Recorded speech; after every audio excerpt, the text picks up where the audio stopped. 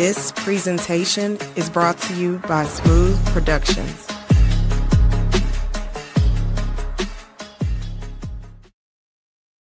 What's going on, everyone? Welcome to another edition of Smoooth Conversations, where the conversations are always smooth.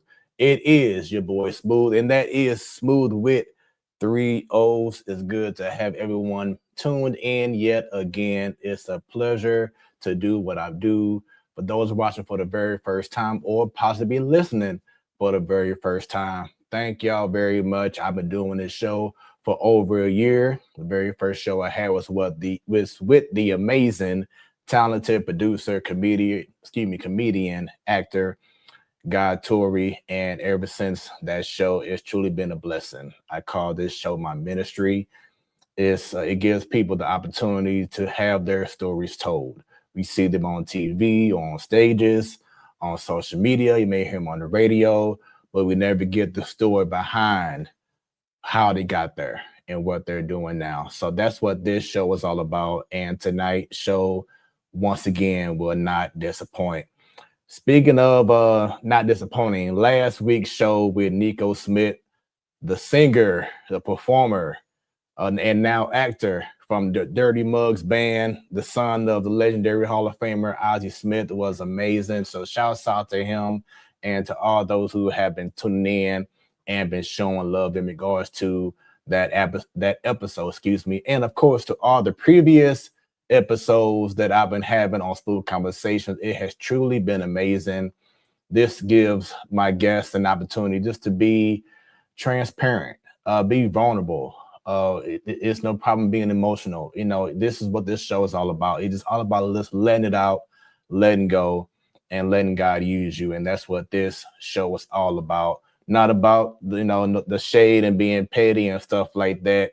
We don't have time for that right now. This world needs some transparency, some realness, and I guarantee you past shows and this show tonight is not going to disappoint. Before I go any further, need y'all to make sure y'all go ahead and show love all across social media, but definitely scan the QR code right now for those watching. Need y'all to go ahead and make that happen and connect with Smoooth Productions and everything under the Smoooth Productions umbrella. We have Smooth Moments. If y'all need some amazing photography, videography, some drone services, I got y'all covered. I also have a sports talk show that I've been doing for 8 years consistently every Wednesday. It's the Platform Sports Talk Show Network. Every first Wednesday of the month, you have Ladies Night. So yes, it's a panel of ladies. I call it the best panel of ladies who love sports. Every last Wednesday of the month, you have the Man Cave, where last night, for example, the tagline is where anything can go down. Of course, you have Smooth Conversations, where the conversations are always smooth, and definitely got to show love to KBDR Beat District Radio. So I need everyone who isn't doing it right now to go ahead and log in, go ahead and subscribe to Smooth Conversations on YouTube.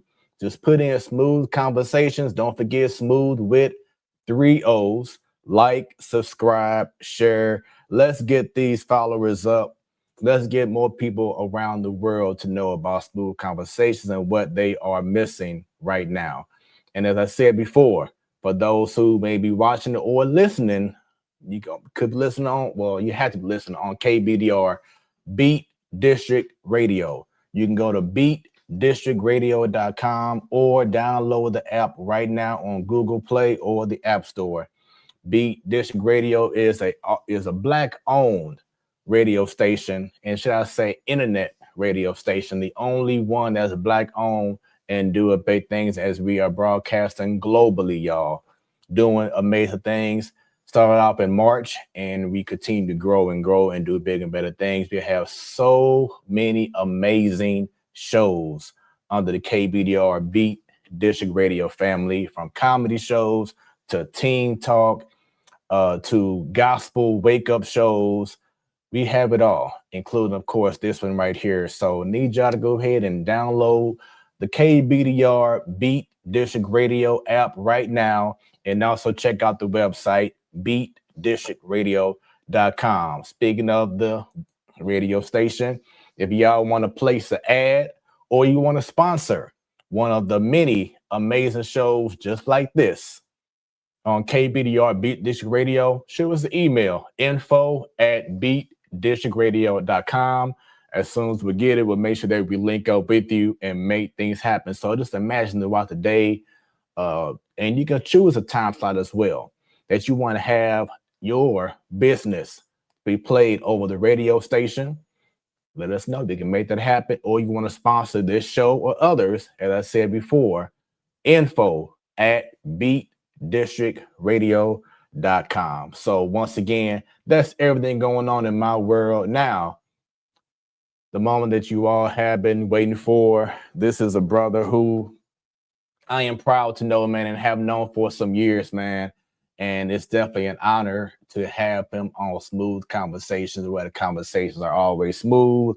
He, as you've seen in the promo, and in case y'all missed it, he is a community organizer and advocate. And something that was amazing to me, and this is how I pretty much met him, and I'll bring it up later on when he comes onto the show. But after returning home from spending 25 years in prison, this man has changed his life around and is making his mission to change other people's lives around for all of the right reasons. It's brothers like him who has a story to tell that I cannot wait to have him share his story and just have that great conversation that grown men need to have that's needed right now in this world.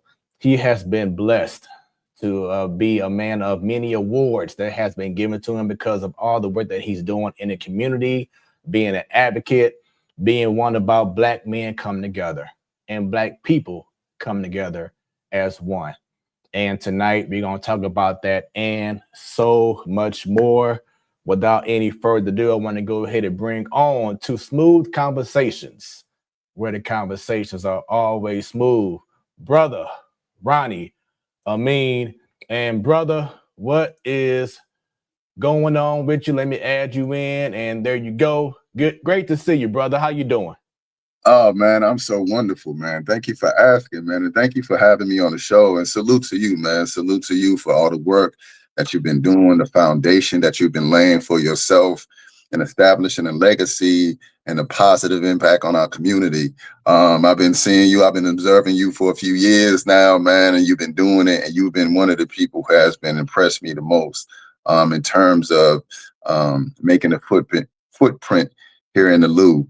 I seen you DJing, I seen you hosting, I seen you around, and it was always good, man. It was always a good vibe when I seen you, brother. So salute to you, shout out to you, and thank you for just doing the right thing and being an example of a positive, mission-driven Black man in our community. Hey, it's my pleasure, man. And, it means a whole lot to have someone like yourself to say the great words that you have been saying. And as you said before, man, it's always been love. It's always just been a great connection every time we cross paths. So thank you for the very kind words, and thank you for taking time out of your busy schedule to be on Smoooth Conversations as well. Yeah, I'm down here in Louisiana right now, in New Orleans.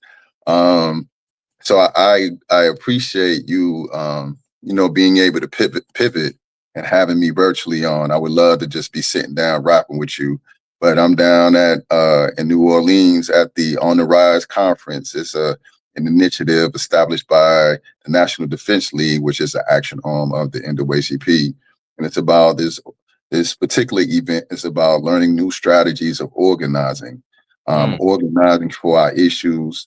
As Black folks, not only organizing, but organizing and mobilizing, because organizing is so important when it comes to impacting or addressing the things that impact our day-to-day lives. Brother Malcolm said, we are not outnumbered, we are out-organized. So if we want to change what happens in our community, we have to learn how to organize. There we go. I love it. Before we continue on, for those watching right now, if you can do me a favor and slide your, you probably by using the phone right now, is that correct? Yes, sir. Yeah, slide your phone sideways so we can get your full picture on the screen. There you go. Bam. That's right. Show me what's up, brother. We just want to make sure we get that full screen going. Yeah.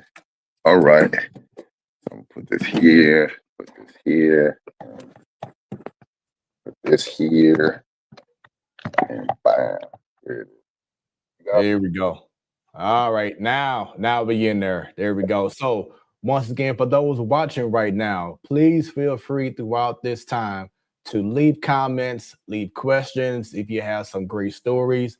And if I approve, your comment will be on the screen. So myself and brother Amiyn will go ahead and interact with you because we want to shower this man with all the love that he deserves. Because this is what this show is all about. Why wait till someone that's 6 feet deep to receive flowers? Go ahead and do it right now where they can still smell them and see them as well. So leave comments, leave questions. Let's have some great dialogue and some conversations right here on Smoooth Conversations. So I didn't want to bring it up until I brought you on the show.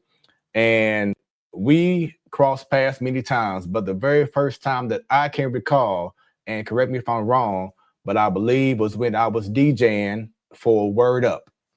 And you were and you came through. I think you had your own night, and that's how you and I met. But if I'm incorrect, please let me know.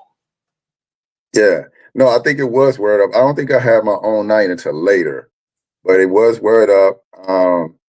I remember the first time we had like real engagements. I would always see you in passing, but you was actually DJing for another young lady too. And I forgot her name. She had an open mic out there off a page somewhere. Oh, okay, yeah. Yeah, I can't call her name right now, but I got yeah. yeah. And I had came out, and it's the first time that me and my mom had hung out at an open mic, and she Wow. had a special event honoring women, honoring Black women. So I thought it was a good idea to bring my mom out, and the spirit just moved me. You know, I had a card that I had made, one of the cards that I had made for my mother while I was incarcerated, just demonstrating my appreciation for her support of me throughout the years. And I think that's the first or second time that I really got on the stage, and I read the poem that I had in the card to my mother, just acknowledging her. And then after I got off the stage, you hit that voice of man, mama. that,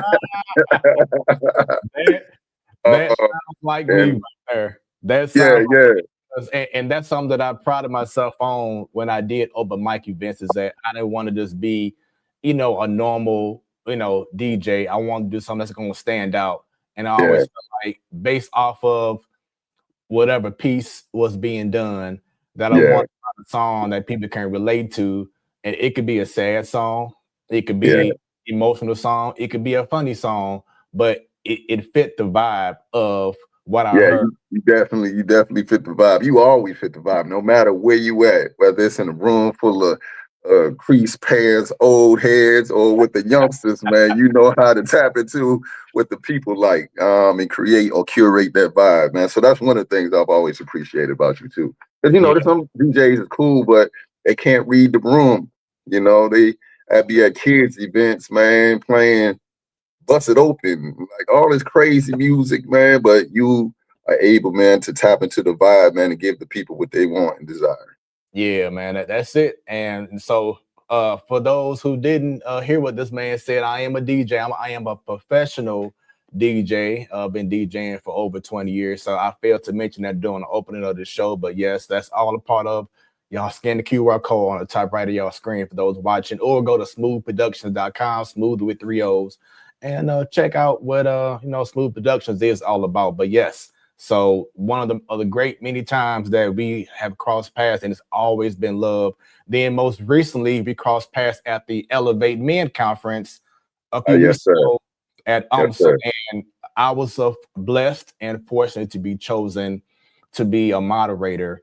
And Yeah, I was a moderator for an esteemed panel of wealthy Black men who have stories to tell, whether it's been domestic violence, whether it's been um, going through adversity with being the only man in the family who, became wealthy, and carrying that, I'm saying, on your shoulders, and yeah, just who dealt with other violence and other adversities in their life, but it was all about having men on stage to talk to younger men, future generations, about you can make it, and Yeah, also yeah.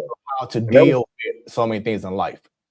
that was a beautiful turnout too, man. I was so appreciative of the number of young men who had come through.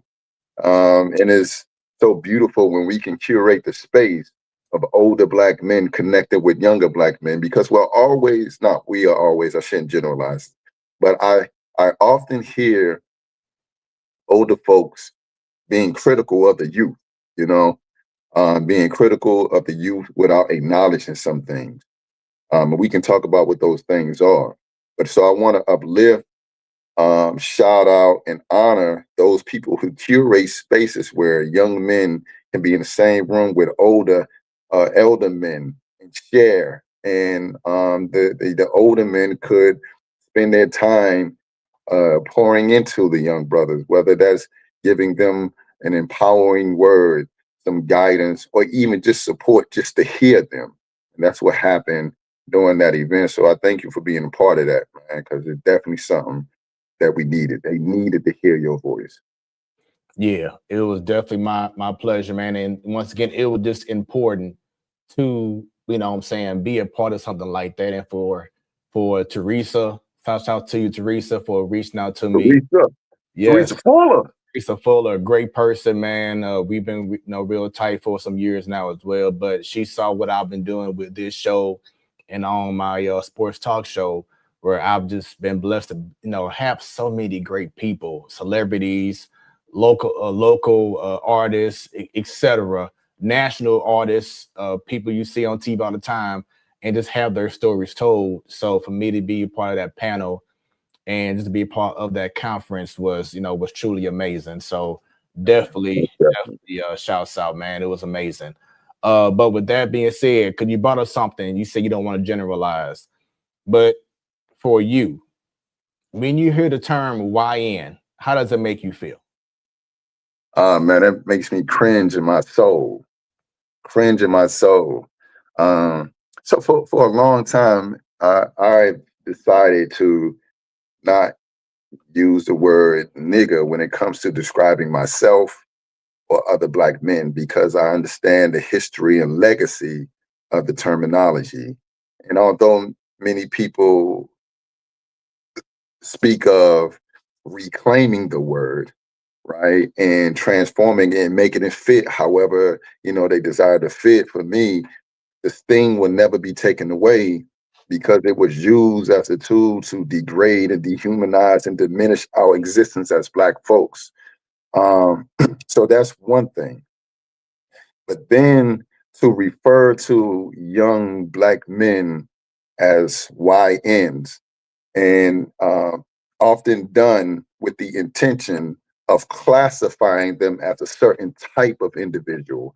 And oftentimes that means um, placing some moniker or irredeemable classification upon them, like they are at a point of no return. That's them over there. And for me, it's the same way as white folks thinking of us.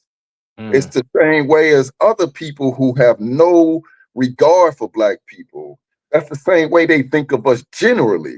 So to us, for Black folks to do the same thing and mischaracterize our sons and our nephews and the young Black men in our community in that way is absolutely bananas to me.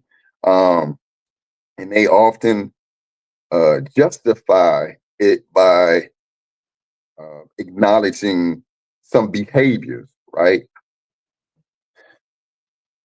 But in terms of young Black men who are in the street, who may engage in some behaviors that we may find detestable or unbecoming, we have to remember that sometimes it happens because there is a misguidance that happens, right?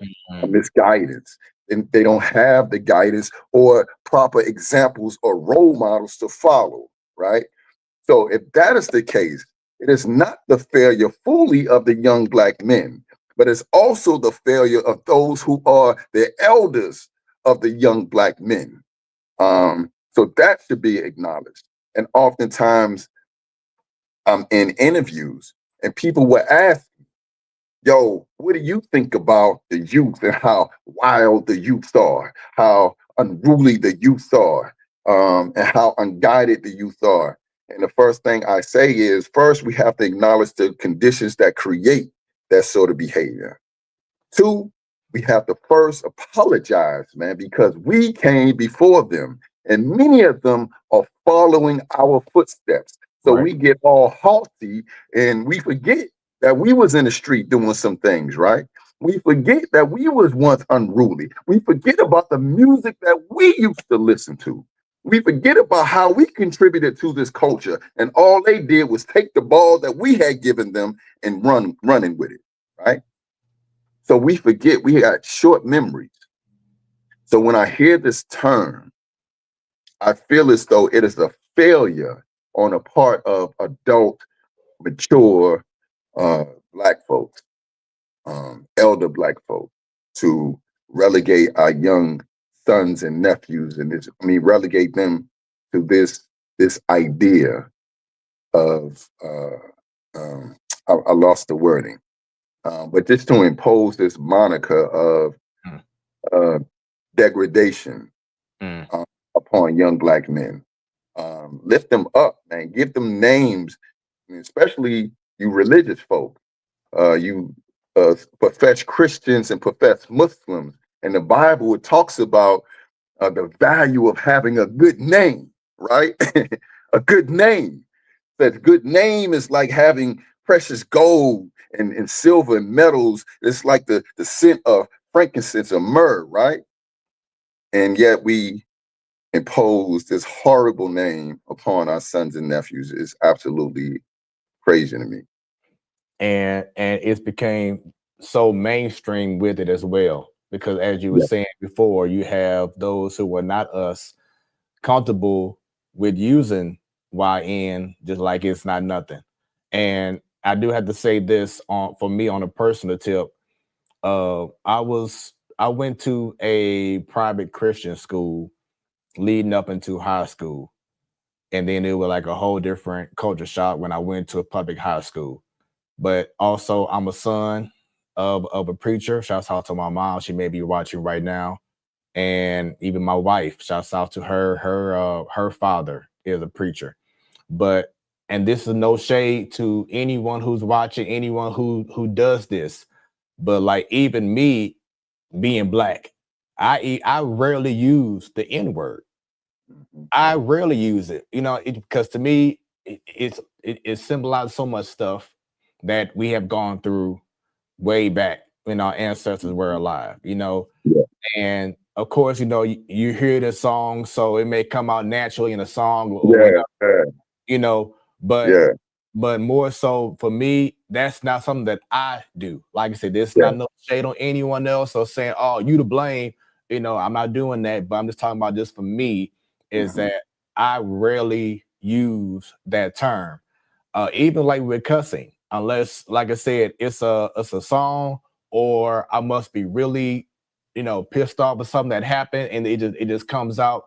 But you have so many people who just naturally just say certain things Yeah, without even you even having to be mad, yeah, or it is part of their vocabulary.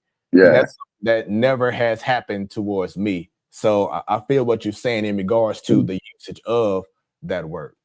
Yeah, and I also want to say, and I'm glad you said that too, because it's important that we function with compassion and understanding, even when we're critical of something, right? And understanding why something exists. So for me, I understand that we are socially impacted or conditioned, right?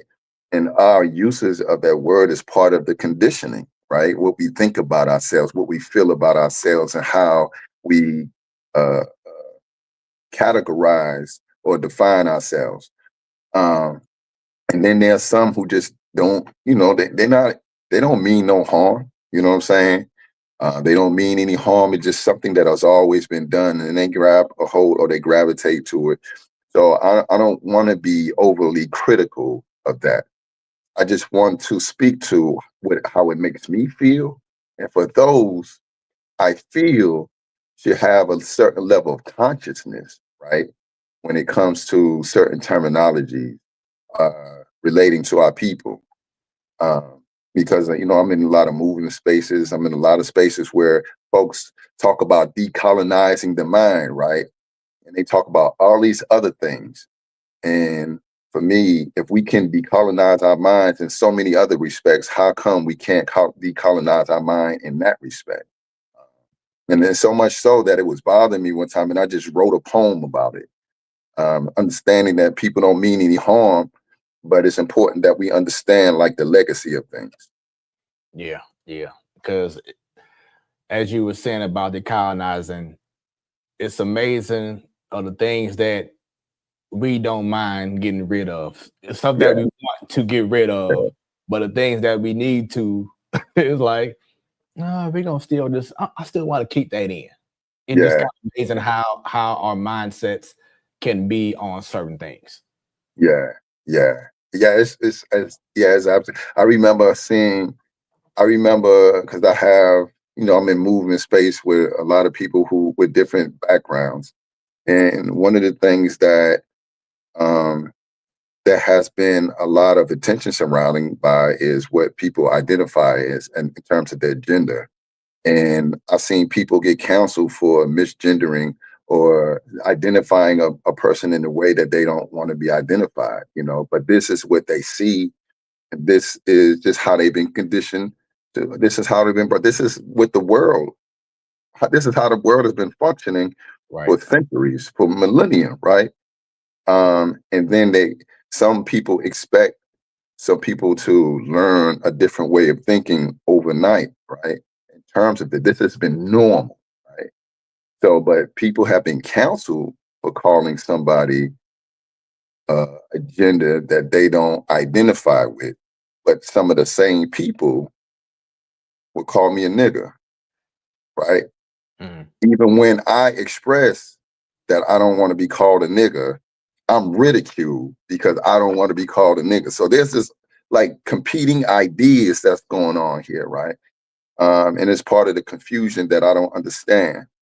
Um, but hopefully, we can have some beautiful discourse without, you know, um, angry argumentation and conflict. Like we can just have some heart-to-heart conversations about some of the things that happen in our community and arrive at some um, mutual understanding through some pro-social exchanges.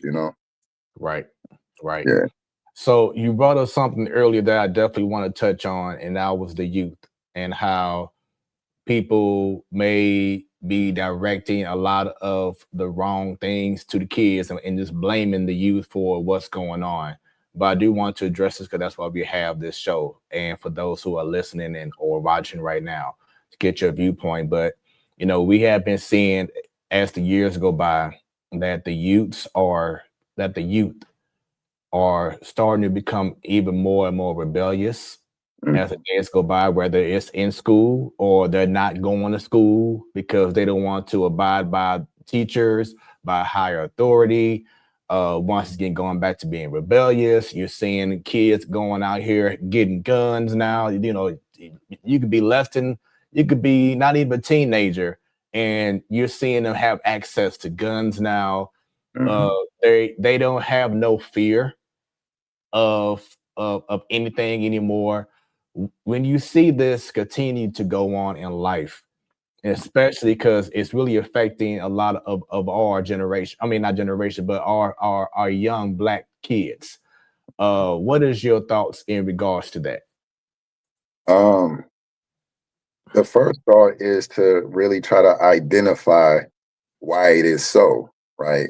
Um, why does it seem as though there are so many rebellious youth out there, and what are they rebelling from? And also just think about the conditions in which these youth are brought up in, whether we're talking about societal, whether we're talking about communal, whether we're talking about familial. Um, what are the conditions? And I don't, I don't understand how sometimes we can talk about this issue and talk about the youth like there's something alien. These young men and these women are coming from our households. Right. They're coming from our households, not from some far off land somewhere, crash out land. They're coming from our households. So what are the conditions in which these children have to undergo or endure, excuse me? What are the conditions that these children have to endure? What are they learning? What are the messages that are imparted to them? And what have they been exposed to? Because none of this stuff happens in a vacuum, right? So first, before I have a concern about them, I want to be concerned about the conditions that they are exposed to. And that's how we change anything. That's the first thing we have to do. So if we're talking about health, right, we have to think about what we're taking into our bodies and the environmental influences, right? Because that has a direct impact upon our health. Not what's already in, but what we take in. So that's the same thing in terms of our mentality and how we function in the world. What are they being exposed to and what are they taking in? And if we are honest, it is some of the same stuff that many of us had taken in. So I want to say I thank you for having me on the show. And anytime I'm in a space where there's an interview, we always lead with, my history, because I feel that is important. I feel that's important for a number of different reasons, because oftentimes it's within the scope of conversations or in the scope of transformation. So we have to talk about like the origins. And my origins wasn't like the point where I went to prison. It is what happened when I was a youngster. What happened growing up? What was I exposed to? Mhm. That led me to a pathway in which I was comfortable, or I desired, or I leaned into the things that led me into prison, right? So I went to prison when I was 19 years old, and I was just like a lot of these young men and women whom we see out in the street. I was easily influenced. And I was not only influenced by dominant social cultures, but I was influenced in a way that I didn't understand. I didn't understand how certain things impacted how I viewed the world. And one of them was the treatment of my family and my community, the things that I've seen. So, when a young person is exposed to things that seem to be cool, of course, they want to aspire to um, either practice that behavior or acquire the things that people have, that you say in a society you should have, the material things, right? So we wanted to aspire to be like the gangsters, the dope boys, the pimps, the hustlers. You know what I'm saying? So that was influenced, and I was also influenced by some of the ill treatment that I received and within my own family, being the son two parents who had their own addictions and had their own life issues. And before I go further on that, I want to say that I'm only saying this not as judgment to my people, my parents, because I love them with all of my heart, and I honor them and I uplift them and I thank them for being my parents. But there was a juncture in our lives that certain behaviors had an impact upon me. I had a low self-esteem. Just imagine, one of your parents being subjected to substance abuse, so much so that they couldn't provide for the household in a meaningful way, and having no food in the house. And I was so hungry that my whole body ached, right? And imagine the embarrassment of having to go out and ask neighbors, or travel blocks and blocks and walk to family's house to get food to eat for the night, right?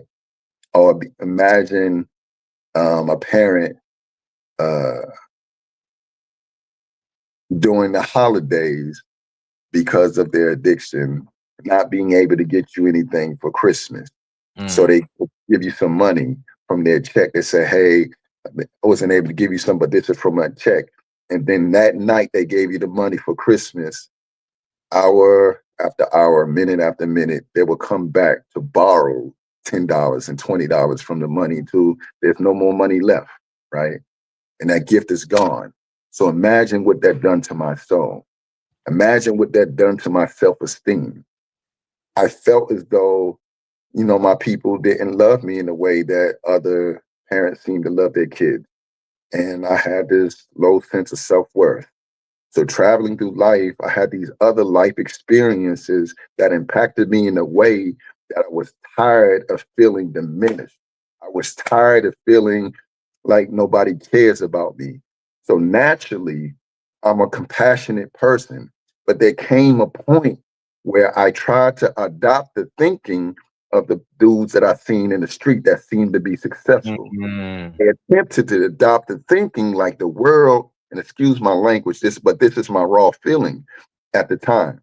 The world didn't give a fuck about me, so I'm not going to give a fuck about the world, right? And I intentionally try to live that out. But because it wasn't my natural disposition, I failed miserably, right? That was not me. I was a pretender. I was a poser. I was not a gangster. I'm not no hard leg and all of that stuff. Naturally, I'm compassionate. And because I failed in that way, it led me to prison. But as soon as I got there was this shame and embarrassment, a shame and embarrassment that I'm away from my family, and a shame and embarrassment that I'm away from the little brother and sister that I once prayed to have in my life. Um, I remember growing up and all of my friends had siblings, all of them. All of my cousins had siblings, and I was like the only one who was the only child. And I used to always pray for little brother whom I could be a brother, be a big brother too. I can, have them tag along. I can beat them up. I can show them the ropes. And it wasn't until I was 10, I learned the news that I was going to get a little sister. I wanted a little brother, but that little sister changed my life and the way I seen the world. I just wanted to protect and love on my little sister. And then I got a little brother 2 years later. But then at 19 years old, when they were 5 and 7 respectively, I went off to prison, right? And even though they were in another city, I felt as though I abandoned my little brother and sister. And I felt shameful that I wasn't able to be the big brother that they deserved, right? I was shameful that I wasn't able to be the son that my father and my mother deserved. And I was shameful because I created harm in my community when I know what it was to feel harm, you know? So immediately I wanted to identify some of the distorted thinking that led me to that pathway. So I began to go internal, try to figure out what I needed to measure up. And it was a long process. It was a long process. Even when I thought I learned something new and I had to come back and start all over. But that was my goal from the first moment I went in prison.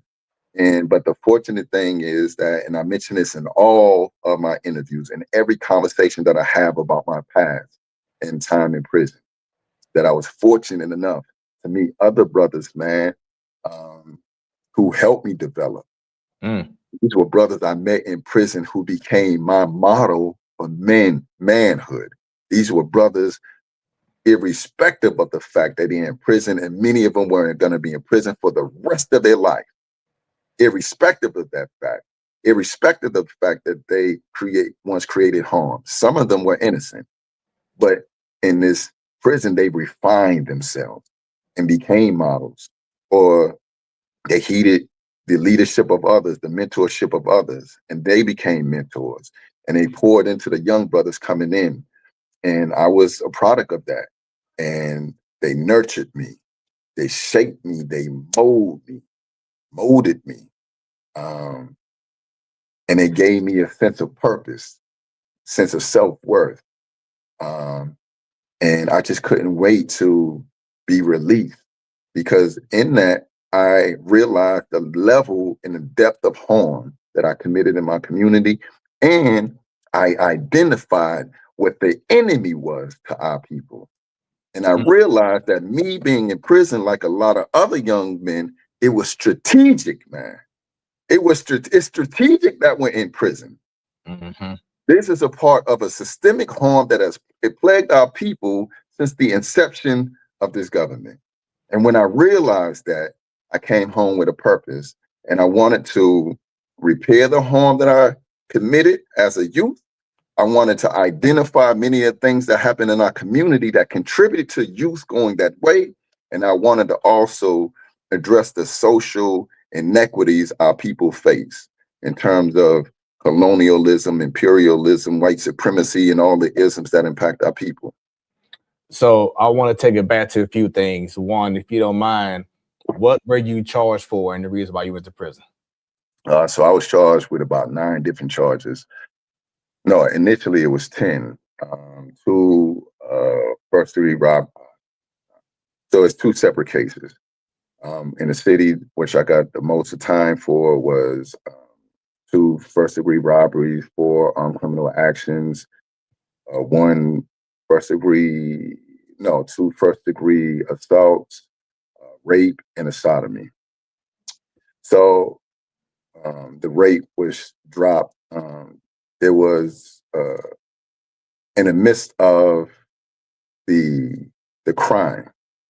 There was an accusation that someone had touched someone inappropriately. And I didn't see it happen. So for a long time, I doubted that it happened. And I was very angry about that. I thought that, a charge was imposed to kind of yeast up the severity of the crime to maximize the sentence. But since time in prison, I kind of changed my viewpoint. Number one, learning what accountability is. And no matter what was said, no matter what happened, none of it could have happened if I didn't contribute. None of it could have happened if I wasn't there or even suggested the crime. So that's one. 2, after thinking about it, what was said was somebody touched somebody, not that somebody penetrated somebody, but somebody touched somebody inappropriately. First they said it was a finger. They put their hands between someone's legs, and then they said it was a gun. But no matter what, there could have been time for that to happen, and I just didn't see it. But because I didn't see it for a long time, I felt the way about it.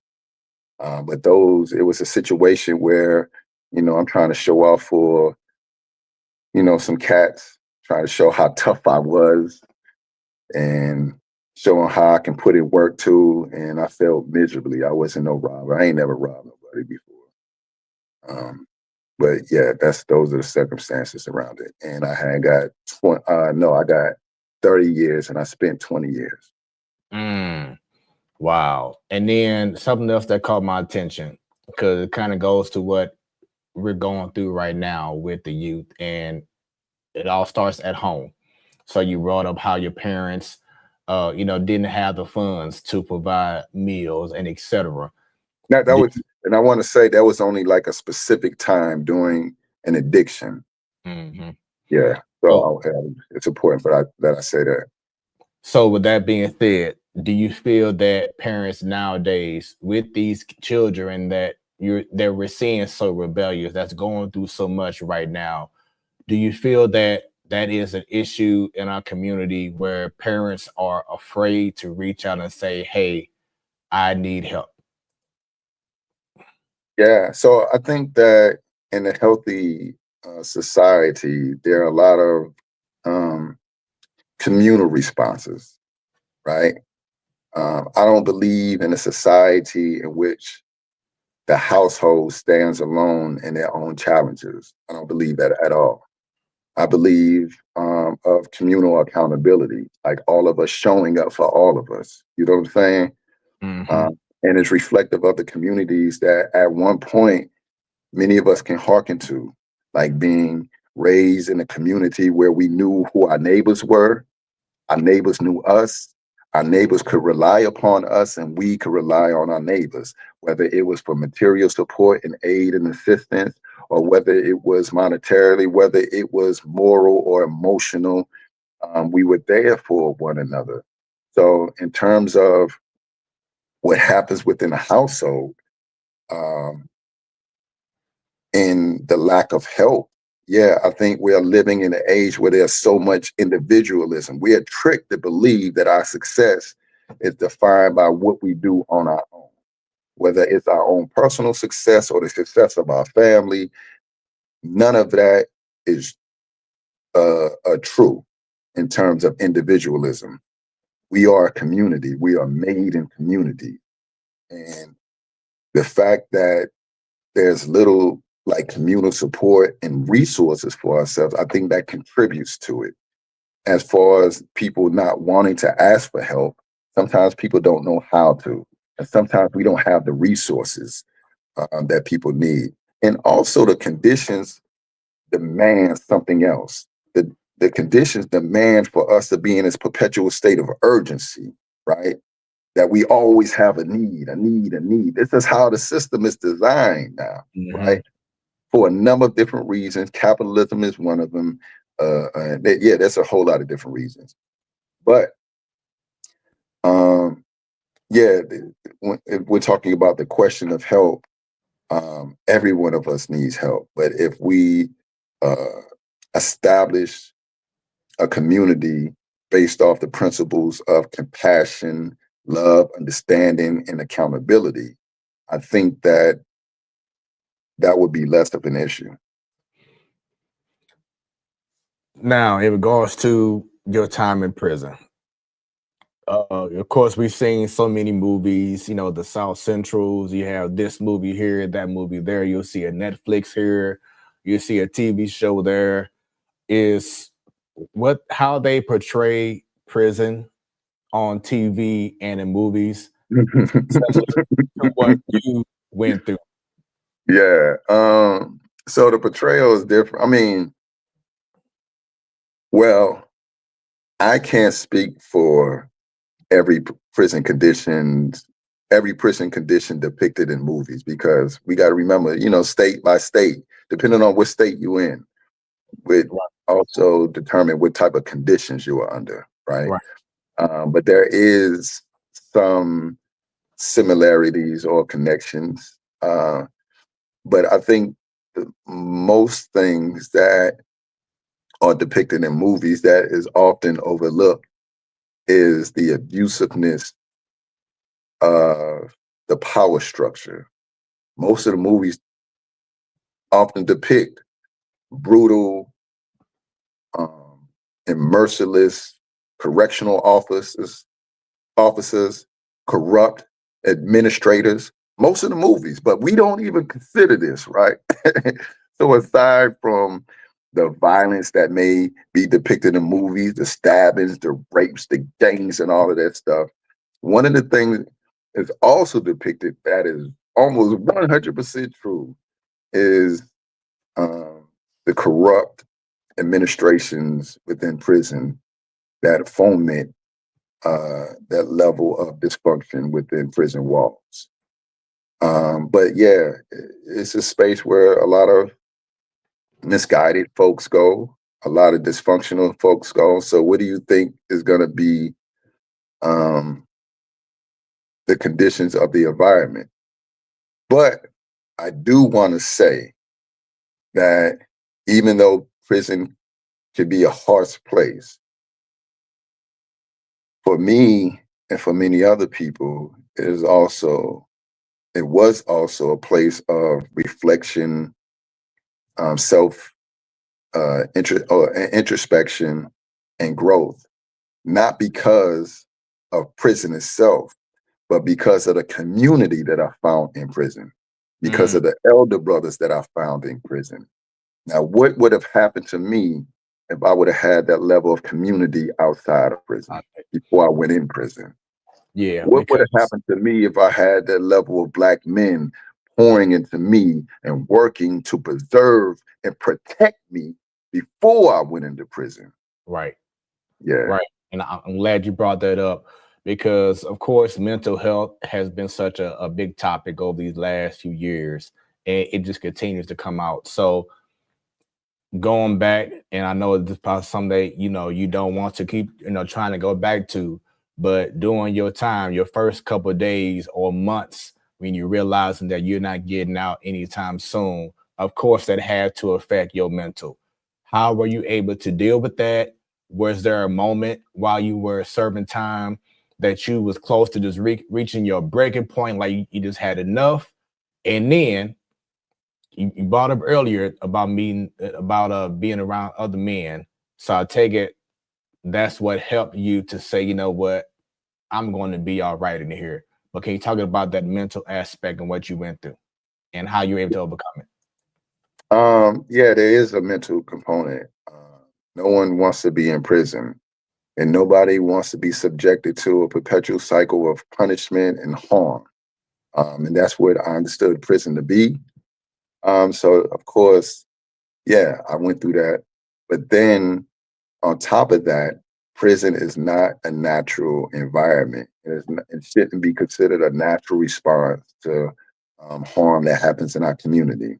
And because if it's unnatural, then you're going to have some unnatural occurrences. So, so for me, uh, yeah, there were some bouts with, and I'm still suffering from it now. So many people, no matter what the exterior is, no matter what the positive change was inside, we still suffer from the impact of prison. I still suffer from depression. No matter, like when I came home, I was so happy. Like, yo, listen, bro, I was so happy that I knew that from the people on the outside, I looked crazy because I'm just walking up the street smiling, the sun's shining, the birds are chirping, and I'm just like, and I know I look crazy to folks, right? Mm-hmm. Because I appreciated life and I appreciated being home. And even as I worked this dead end job in the factory, right? I was happy because I'm employed, I'm making money, I'm doing for myself. And I know that this is just a stepping stone to get me where I needed to be, right? Um, and I was happy. And then I remember I was with Expo, Ex-Incarcerated People Organizing. And it's an organization that advocates for people impacted by the criminal justice system. And so we were coordinating town hall discussions to talk about prisons, the impact of prisons or the prison industrial complex. And we decided that our first conversation would be on uh, post-traumatic stress as it relates to people who are incarcerated.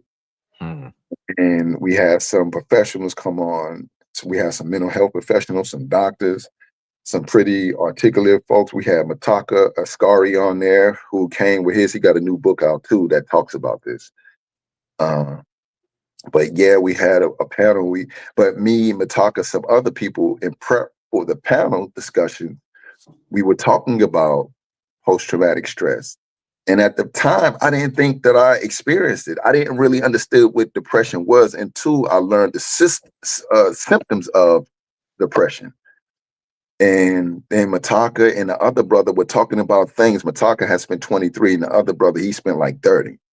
And they were talking about things that they experienced. And as they're talking, I'm listening.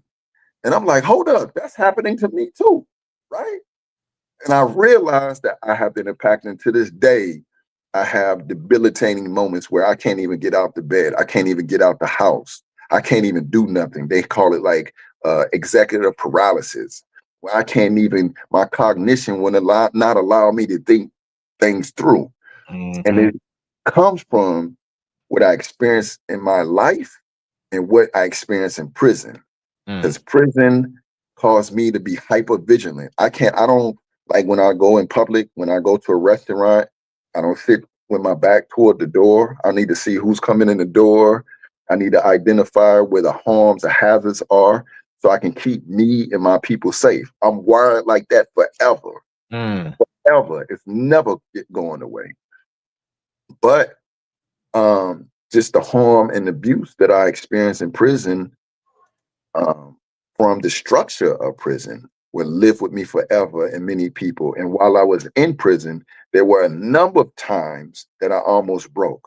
Not in the way that I would take myself out and commit suicide, but I had to remember that I'm working toward a goal. My goal is self-improvement. My goal is to be responsible for the brothers that I'm in relationship with, my community in prison. I'm responsible. I got a role of responsibility, because just as those brothers poured into me, I became an elder pouring into other brothers, right? Right. And I got a duty and responsibility to my family on the street to make it home as soon as I can. And there were many moments, because of the treatment that I experienced in prison, that I wanted to crash out. I wanted to crash out. I wanted to crash out on those officers that lie on me and give me false conduct violations to put me in the hole for a year. Man, I done spent 5 years in the hole, 5 years, different times, but about a year each. Like, I spent years in the hole for lies, right? Imagine what that does to you. Right. Imagine what that does to you. So yeah, at that time, those were breaking points where I want to come back out and spaz out on the people who lied upon me, or the people who lie upon me, give me conduct violations, and take property that belongs to me, or seeing abuse and injustice happen to somebody else. I've seen officers kill people. I've seen officers choke people out with mace. They try to do that to me. They try to kill me in a cell, put 3, them big riot cans of mace. They sprayed 3 of those in a cell with me in a closed door, no windows, no circulation, and they try to kill me, bro. Imagine what that does to your psyche. I've seen this stuff, and I've seen officers like exhibiting those racial symbolism, right? They may not say it with their words, but they're demonstrating to one another, it's the game. You know what I'm saying? And I've seen all of these behavior. I've seen this stuff, man. And I've seen situations where young brothers were exploited and abused, and try to intervene as best as I can and try to deal with things in a pro-social way without causing it to, spill over to something bigger. I've seen all of this stuff. And of course, this stuff is going to impact me in a way. It's going to affect my psyche. It's going to affect my psychology, my mental health.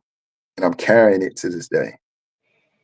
So with that being said, are you still triggered when you see a cop? No. I just understand, like, I have an understanding of like systems. I'm not triggered when I see police. I'm triggered when I see behaviors. You know what I'm saying? So I'm triggered when I see police engaging with people not in a communal way, but trying to impose authority, impose force. I'm triggered by that. I'm triggered by lies. I'm triggered by when I see abuse, like we see those videos of police abuse, and then you have the police administrators coming on the press trying to excuse that behavior, because I know what it is, right? I've seen it happen. And yeah, I'm triggered by that. I'm triggered by these cameras that they have in our communities that have these perpetual blue and red flashing lights in our communities that don't never go off, and they in front of our houses and our windows. We know what those lights supposed to mean, right? They're supposed to mean emergency, urgency, and all this stuff. When the police gets behind us and flash those lights, there is a response that our body has, right? So imagine these lights flashing in our communities 24 hours a day. Yeah, I'm triggered by all of this stuff. And then, of course, just to add on to that, seeing what Sandra Bland George Floyd, and so many others. Yeah, Michael Brown. There's so many people that we can name who yeah, have been through so much. The lady from the young lady from Kentucky, Louisville, yeah. tip of the tongue right now. But for those watching or listening, definitely for those watching, leave comments, etc. But just seeing that, and from what you've experienced, I know that just made you just want to just take so much action. Not saying in a negative way, but Yeah, just no, no, yeah, it definitely would have been a negative way. yeah. Um, Especially, I remember when we was incarcerated. I was incarcerated, and what happened with Mike Brown? Like, yo, that rocked me to my core. I don't know Mike Brown Jr. I don't remember, and it's quite possible we could have crossed paths, but I don't remember Mike Brown Sr. on the street. But I felt that that happened to somebody in my family, right? Mm, And that rocked us to the core so much so that many of us was feeling that way. But prison staff, officers, and administrators would not allow us to grieve publicly, or we'll go to the hole. mm, Even being on a yard, just saying the words, hands up, don't shoot, would get you in inciting a riot and sent to the hole, right? mm. But I remember what I felt at that time. But I also felt convicted and indicted myself, right? Because here I am in prison and I'm supposed to be out there. Can you see me? Yeah, you good. No, this thing just popped on my screen. But I'm supposed to be out there not only supporting the family that was impacted, not only being out there with community, but I was supposed to be out there curating and cultivating the type of community where Mike Brown would have been safe. You know what I'm saying? So yeah, that impacted me in so many ways. But then we go to the actions of the people who are supposed to protect and serve us. And then the reaction of the media and other people who wanted to blame Mike Brown Jr. for what happened to him. Right. Yeah, I was deeply impacted by that. Yeah. Once again, this is Smooth Conversations, where the conversations are always smooth. Hope y'all have been enjoying this conversation. As y'all can tell, this is not an interview. This is strictly, and this is how I always wanted to be, a straight up just grown person conversation. Myself, along with with brother Ronnie Amiyn.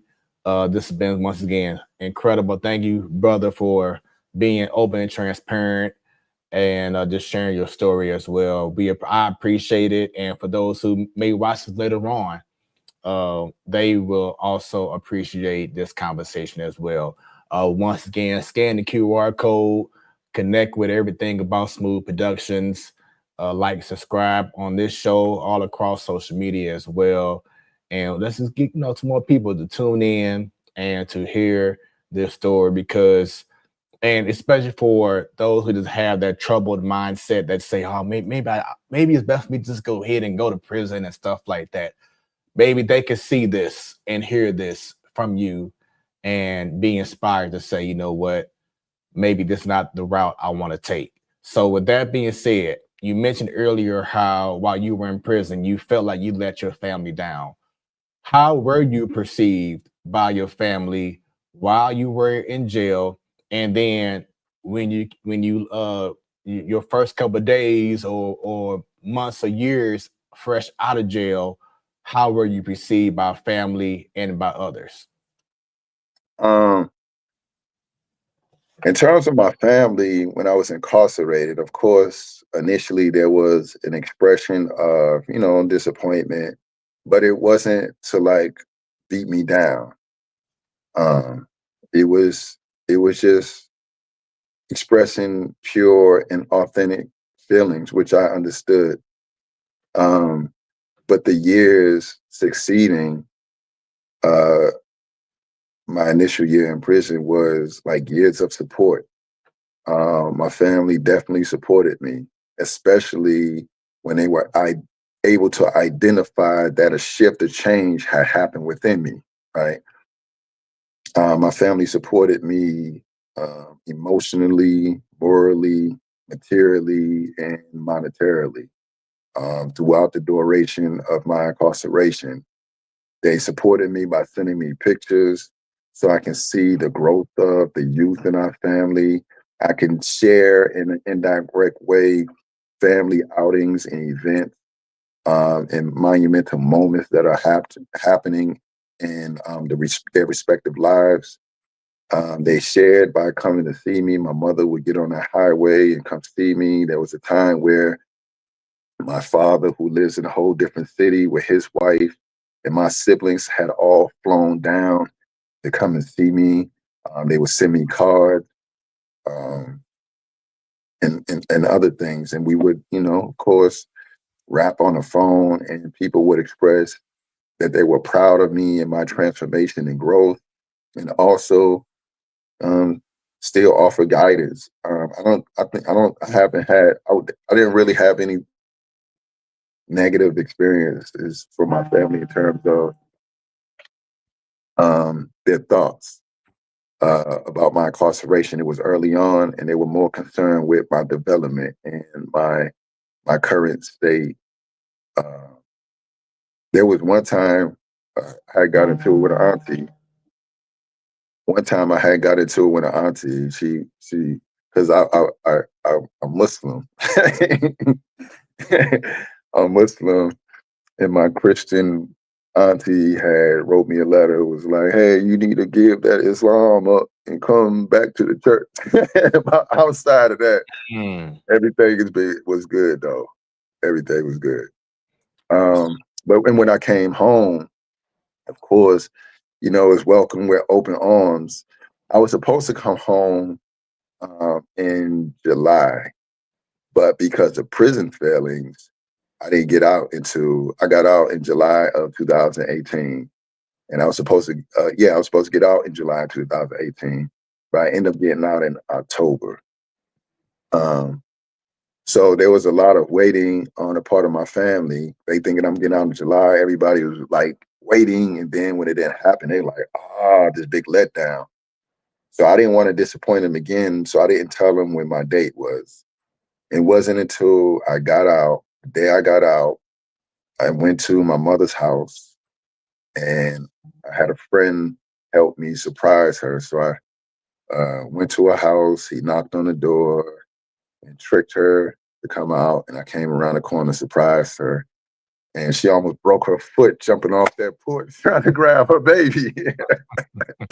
Her foot hit a rock, and she didn't miss a beat though, embraced me.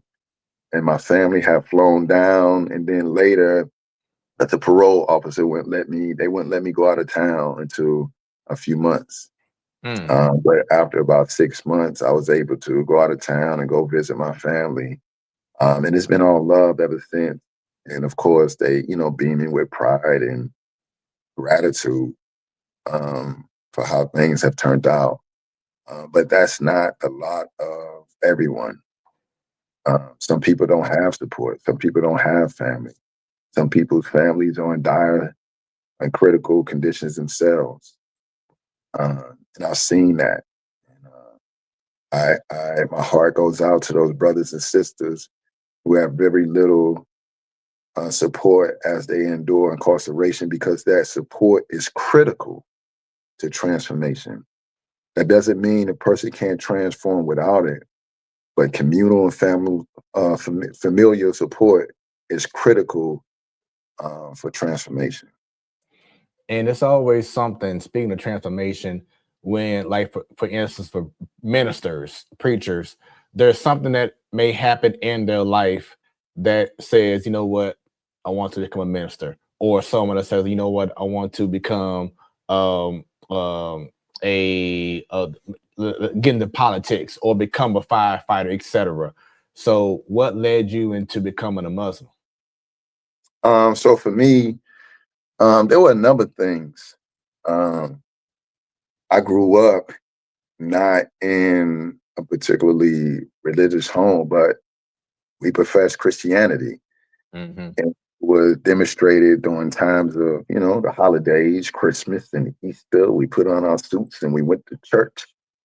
But my father, he became a born again Christian, and his engagement with the church had directly influenced his life and his development. And I seen him evolve as a man.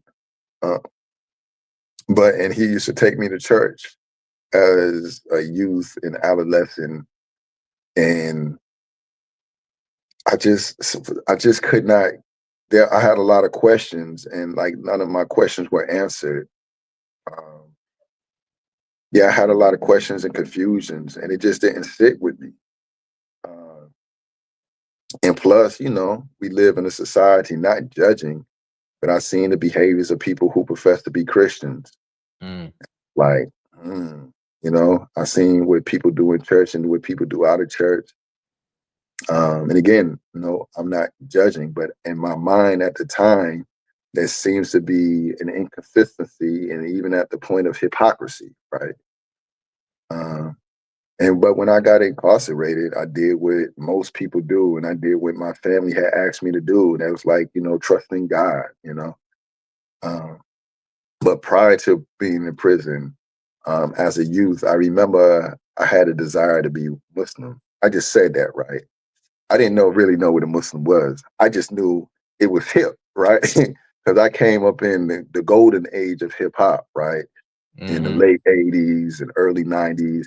And back then, a lot of East Coast hip hop was influenced by, Muslim ideology and stuff, right? Most So I deaf. just thought, Talib yeah, Kweli. yeah. I just thought it was hip, right? And I remember telling my pops, I want to be Muslim.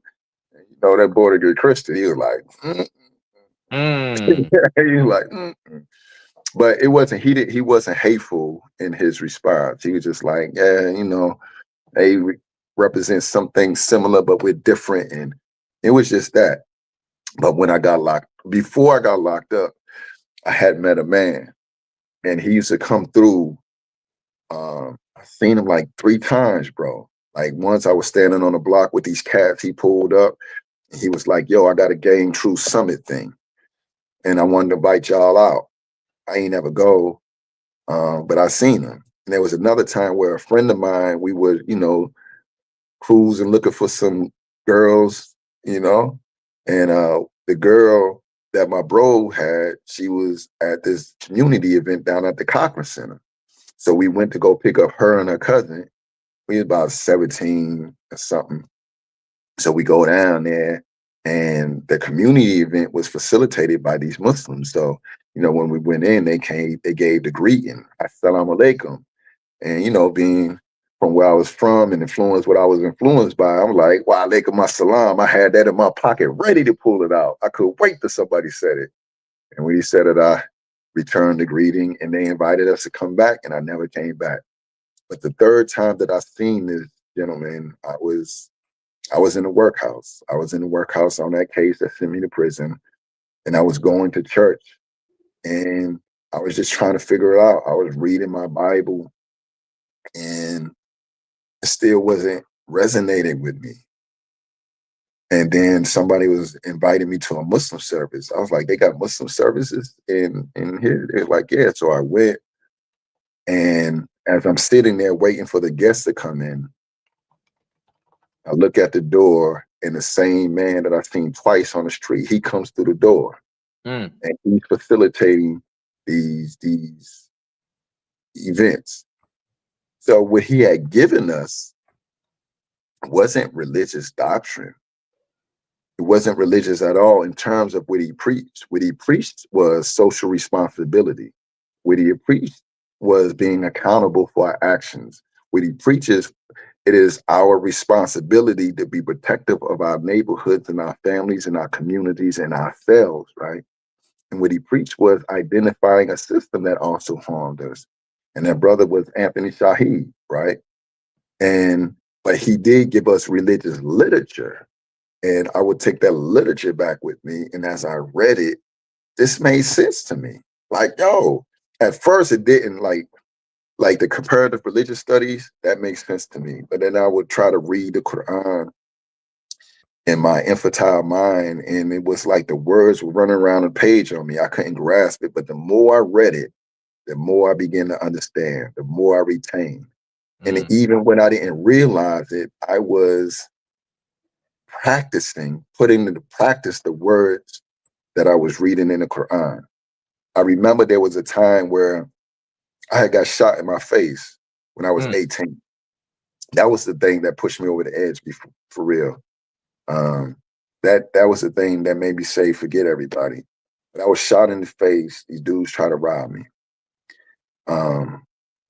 And when I was in the workhouse, a guy from the neighborhood, from the cats that shot me, he was in my wing. And he didn't know who I was, and I pulled up on him. And he just got to talking all type of crazy. He telling me everything. He don't even know who he talking to. And I couldn't get to the guy who shot me, but I was willing to get him because he was affiliated with them. So that night I planned it.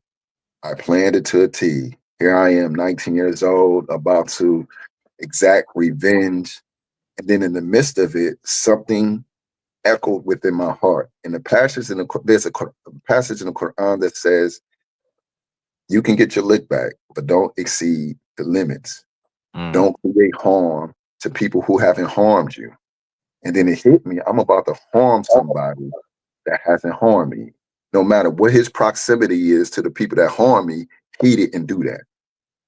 And I know that's a weird story to tell, but that's one of the first times that I practiced something in the Quran that I knew of. And then I began to study, and it began to have more of an influence on me in terms of my dignity, acknowledge my personal power. And it shaped my thinking and view of the world to where I was no longer a follower of foolishness. I began to come into my own manhood and sit up straight in my own dignity and learn how to lead. And I became less fearful of external forces and more fearful of the creator, right? Like when you have a proper love and a reverence of the creator, like nothing else could like influence you in a negative way. So there's no thing you can do that would invoke fear in me. You don't scare me anymore. You know what I'm saying? So that's what Islam had done for me. And I recognize that there are a lot of people who have a misunderstanding about Islam. I believe that it's important religiously that as much energy that we put on our perceived differences, I think we need to put more energy on what are our similarities? What are the things that connect us, right? If we did that, I believe that we can transform our community overnight. Overnight. Because even with our religious differences, right? All the Christians and the Muslims and the other religious folks I know, they have charity is a central component of their faith or the practice of their faith. Now, what if we can all get together and identify the needs of our neighbors and truly practice charity, truly practice compassion, truly work to establish justice in our communities? We're not talking about religious practices in terms of worship and rituals. We're talking about living the doctrine. I think things would change overnight. So I'm glad you brought that up, because with that being said, from being incarcerated, being in prison, to now being a leader, from you being a community organizer and advocate, for you serving so many different roles and so many different organizations. One I want to bring up that another event that we crossed paths in was a Black Men Build event a few months ago, during the time where Tashara Jones, a former mayor, was right in front and center amongst a room of Black men. Myself, shouts out to Telf Poe, Corey Black, Grease Gutter, just so many brothers who were there, who was passionate about why we should vote for her, Why should we stand behind her? And it was my first time going to an event like that, and it was amazing. And once again, I appreciate the opportunity to be there. But you being a part of so many programs like that, being upfront, being a leader, being an advocate, what made you go ahead and decide to take that route? In terms of leadership, for me, I don't even like see it as leadership. There are people who do say that, right? And there are people who regard me, but I can't, that's not a role that I am leaning into myself. What you may see and others may see is me leaning into my responsibility as a human being and my responsibility as a Black man. But also what you see is me working to redeem myself for the harm that I've committed in my community, right? So that's what you see. You see me having a responsibility, you see me being accountable, and you see me trying to repair the harm. So oftentimes we align ourselves with programs, initiatives, and organizations that are doing the work. So that's what my role is. My role would never be to get in the space to try to lead anything. And sometimes, depending on what the ask is, I may be in a specific role to advance an initiative. I mean, to advance the agenda. But my agenda is never be to be someone who's called themselves a leader. Understood. So, talk about the importance of Black men coming together as one. Black men saying, you know what, put the pride aside, put this away, and let's come together because we need to set a better example to our women, to our people to do better things and more positive things. I remember watching Fox News a long time ago, and I remember it had Malik Shabazz on it. And Malik Shabazz, he was, I think that's his name, but he was the head of the New Black Panther Party at the time. And the commentator had a grind to axe against Jesse Jackson. And he knew that the brother and Jesse Jackson were at odds or had some type of conflict. So he was trying to strategically get the brother Shabazz to say something against Jesse Jackson. And the brother had a deep analysis about what's happening to our people. And he was smart enough to know that this was a trick of a cunning fox, right? And the brother's response was, the same dog that bites my brother Jesse is the same dog that bites me, right? When we understand that what plagues our community, when we understand that the forces that undermine our community, when we understand that what we see in our community has been strategically organized, that's not the words I want to use, but we'll say organized or orchestrated. When we understand these things, I think it's imperative for us to work together to address these particular things. That means creating initiatives that work to address them, to dismantle these systems that harm us. But it also means curating and cultivating the type of culture in which we could raise our kids, live together in peace and harmony, and the type of culture that there is a such thing as individual and collective accountability. It is a culture of compassion where we identify the value of one another, our self-value and the value of one another. And it's a culture that encourages us to identify our self-interest, not be selfless, not be selfish, but to have a self-interest. And our self-interest, our individual self-interest, it should be the interest of others, making sure others is good. When you good, I'm good. You know what I'm saying? When we have that understanding, and it's the mindset that is born in the African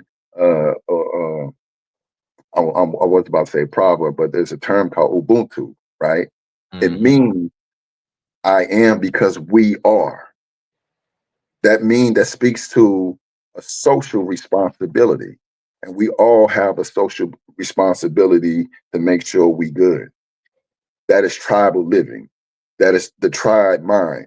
And we would never get anywhere individually. Never, ever, ever.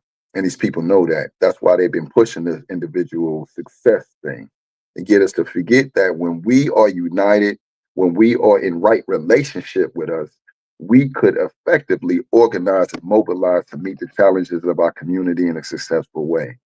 So the same things that you're impacted with, I am also impacted with. And it also reminds me that anything that I do directly and indirectly impacts the lives of other people. So I could say I'm living my individual life and doing these particular things. But if that thing is harmful to somebody else, then I should reconsider, right? Um, Mhm. so that's what I think. I believe that it's just important for us to come to this understanding as Black men that none of what we do um, is isolated. Everything we do has an impact on someone else. So it's important to come to the realization of this and work to adopt behavior that's more healthy, that is more sound, and contributes to the wellness of the whole. Um, it's important for Black men to identify what our real enemies are. Who Mm. is our real enemy? And when it's not talking about no race thing, I'm just not talking about no white man. We're talking about the systems, the ideas, and the beliefs that undermine our vitality and our security as a community. Um, and I also want to mention that I have no desire, because I often hear a lot of conversations about Black men need to get back out and lead. Black men need to get back out in the leading roles. So the question is, if Black men haven't been leading, who has, right? Right. Who has been making a contribution? And if we are serious, we have to think about the roles that Black women have had in our families, in our communities, in our movements, in our organizations. So I'm not interested in removing Black women leadership from anything. I want to be in partnership with Black women. There we I go. think it's important to understand what ails us, work to be healthy, and work to be in right relationship with ourselves and with others, and more specifically, with Black women. So that's where I'm at. I'm glad you brought that up because I love to ask this question.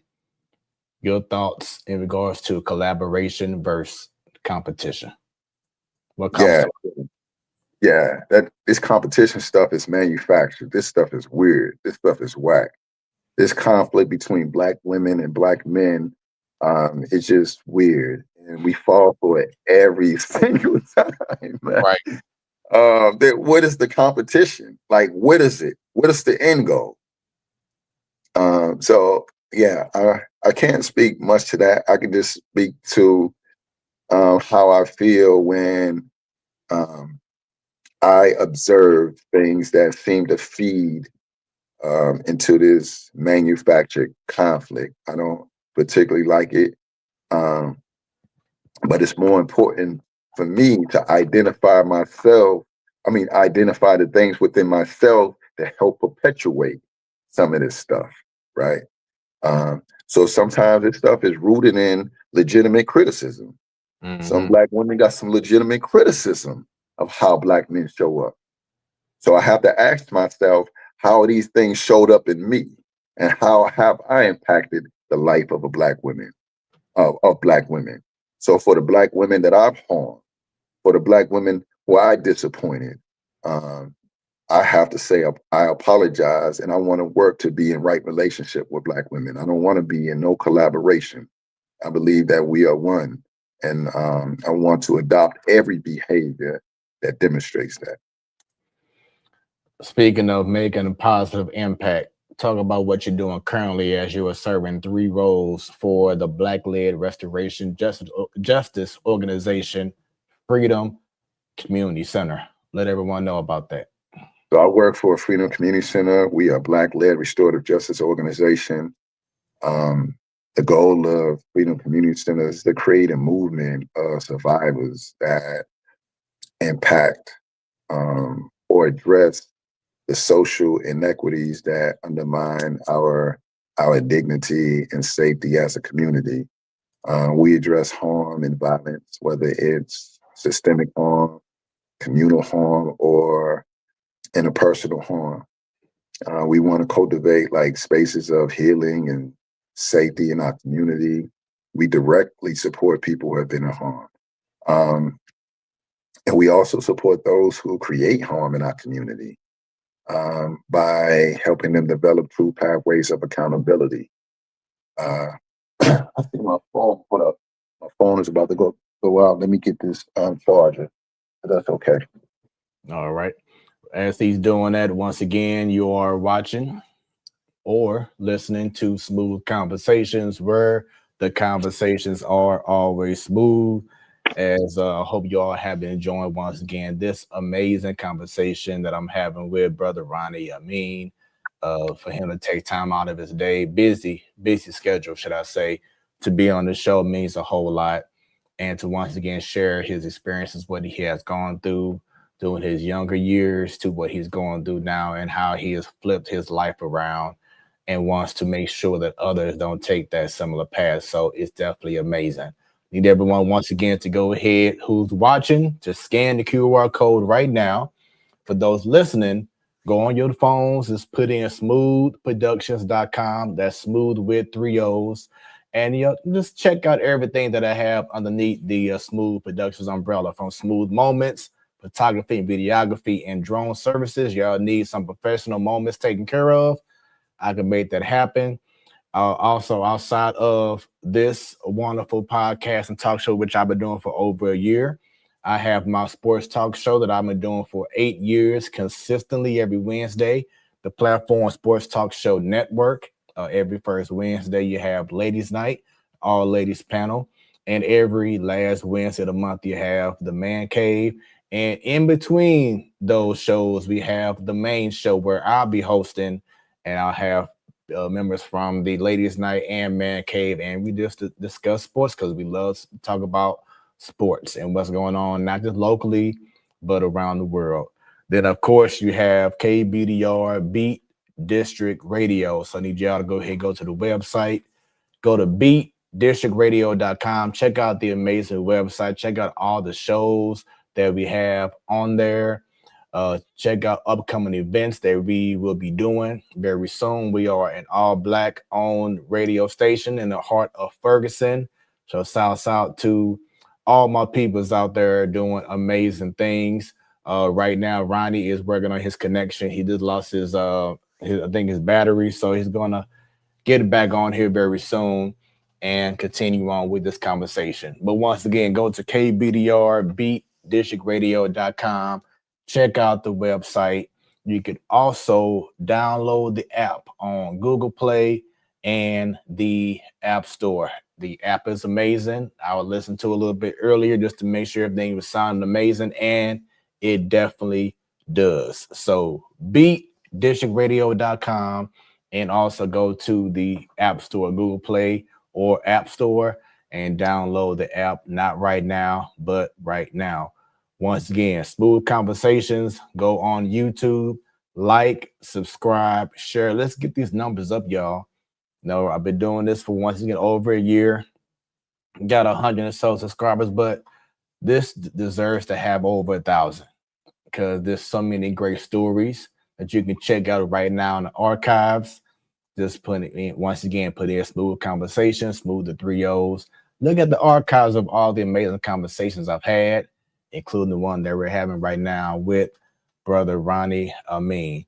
Once again, he is working on getting everything back in order so he can be back on the conversation. So we hope that you all have been enjoying either watching or listening right now, as this man has shared so many great things in regards to what he's doing now, but also letting everyone know what he's gone through and what led to his time being incarcerated.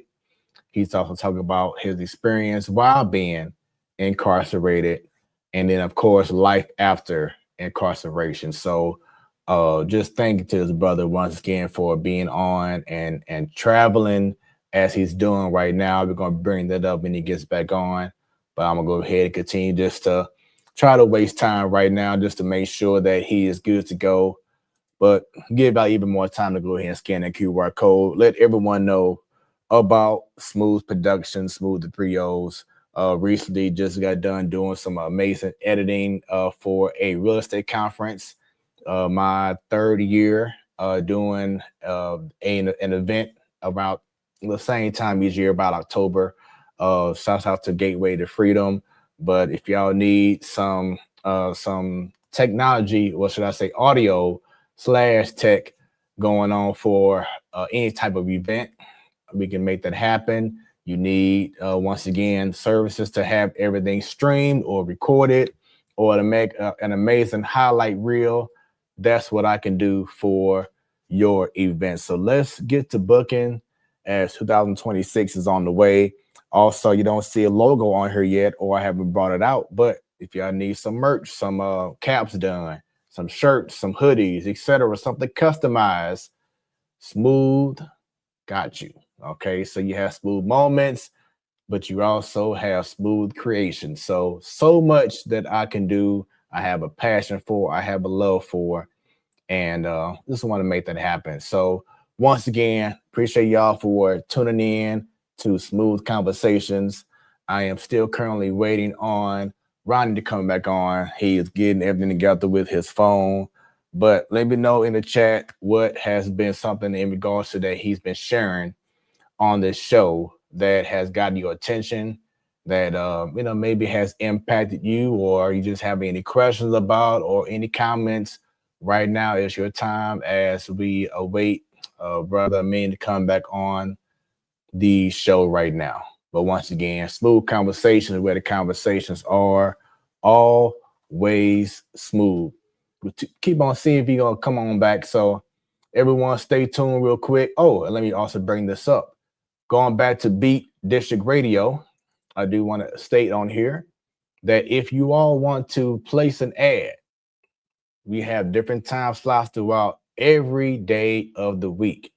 So nighttime, prime time, morning time, lunch hour, whatever it is. If you want your business, or maybe you're an artist, you want to have something played during a certain time, once again, any kind of business that you have, some that you want to go ahead and allow us to promote for you, you have the opportunity to do so. Also, if you want to sponsor any one of the amazing KBDR Beat District Radio shows, just like Smoooth Conversations, like I say, this Smoooth Conversation sponsored by whatever, I got you.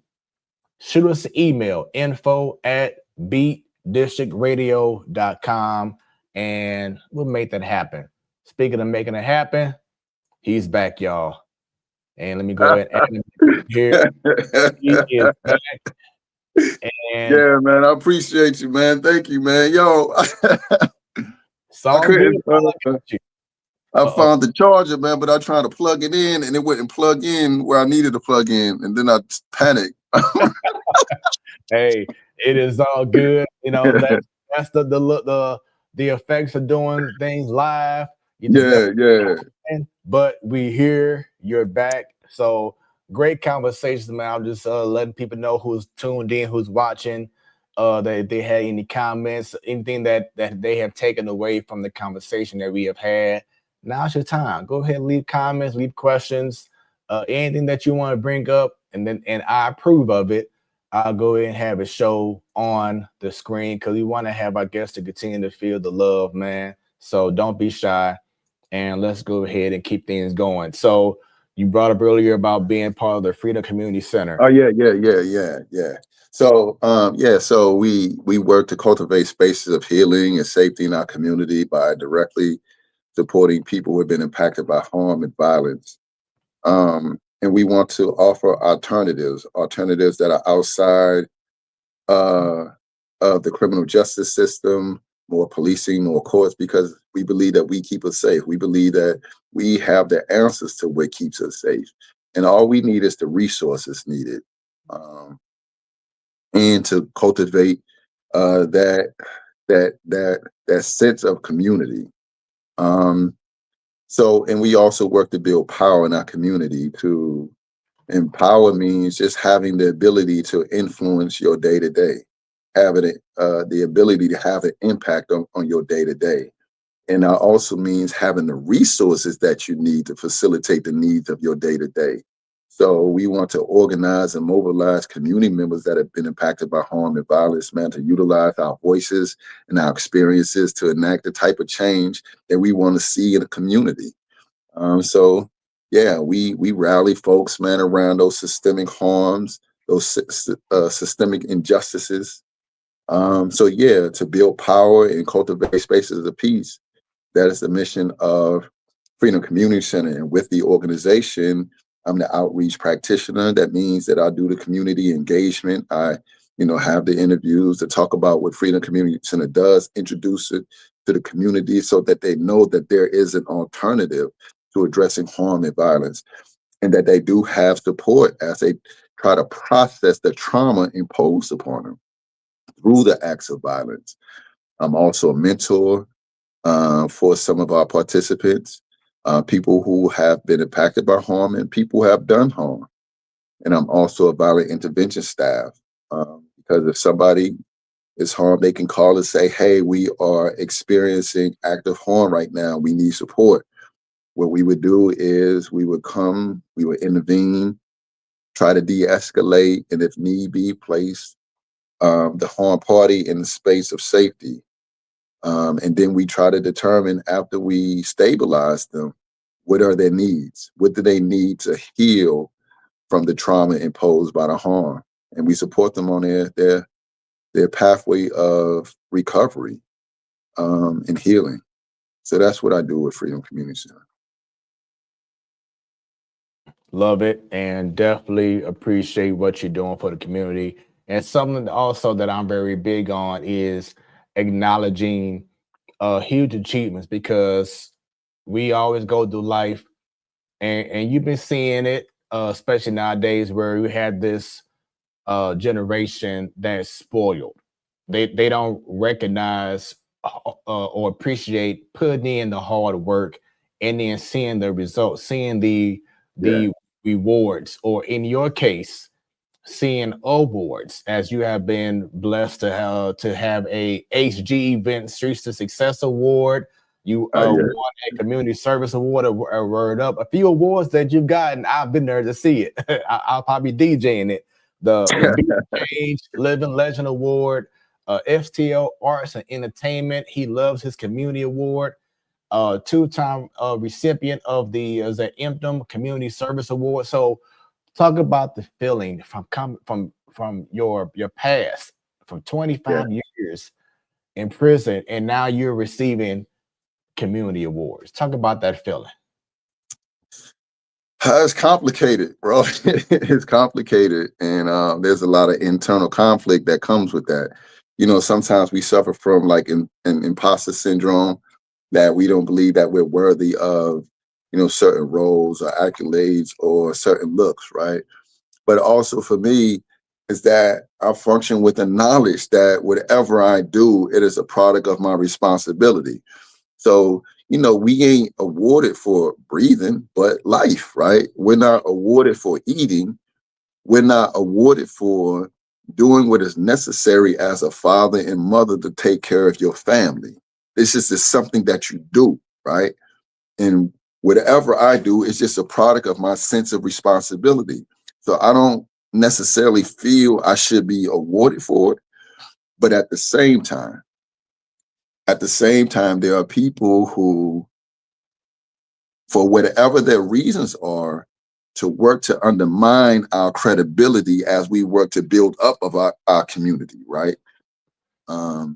They would throw out monikers and throw dirt on our name in an effort to neutralize and nullify our contributions. They did it to all of our heroes, every last one of them, right? And they do it to me and whoever is pouring it out in our community. We're seeing it real life, as a matter of fact, of people. So just as there are people who are willing to, throw smut on our name, it's important to acknowledge the people who acknowledge you, who say we see you and we appreciate you.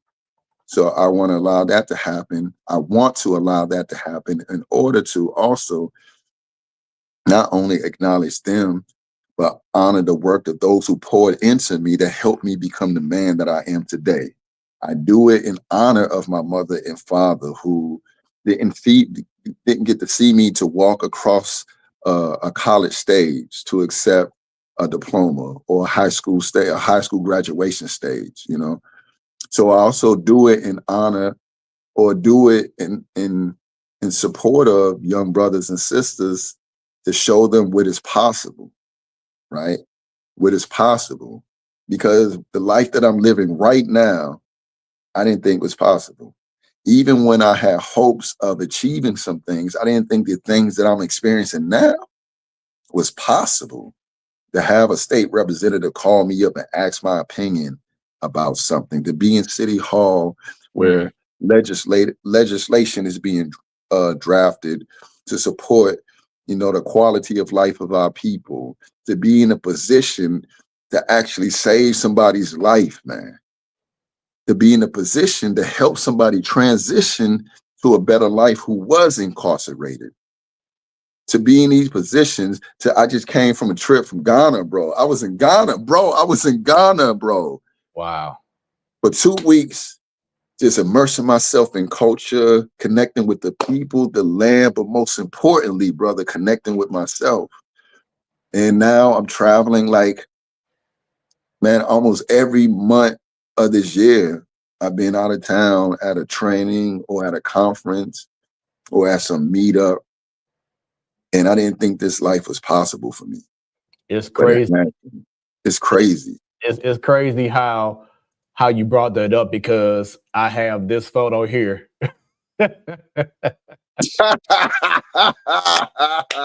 It's crazy how you brought that up because earlier you were saying that when you got out of prison, how you were unable to travel for a certain time, but now that's all you do. When you and I spoke at the Elevate Men conference, I think you said like the next day or something, you had to travel and hit the plane and go somewhere out of town. So I'm like, man, the brother is always gone now, but you're doing things for a positive reason. So it's just amazing that you've been able to be in a situation where, or not even a situation, but you're blessed to have the opportunity to go to Ghana, to go to all these different states, and you're not looked upon as, oh, look at this convict, or look at this, prisoner. No, this is a brother out here making moves. There are some people who hold that view, and that's cool. I want to allow them to have it because sometimes we arrive at conclusions based off our own life experiences, right? And how we view the world. So I don't necessarily have a negative opinion about people who formulate certain opinions because it's based off, again, their own life experience. And it's upon me, it's my responsibility to show up in a different way than how they think. I don't ever want to justify how they think about me, right? So however they think about me, that's their bag.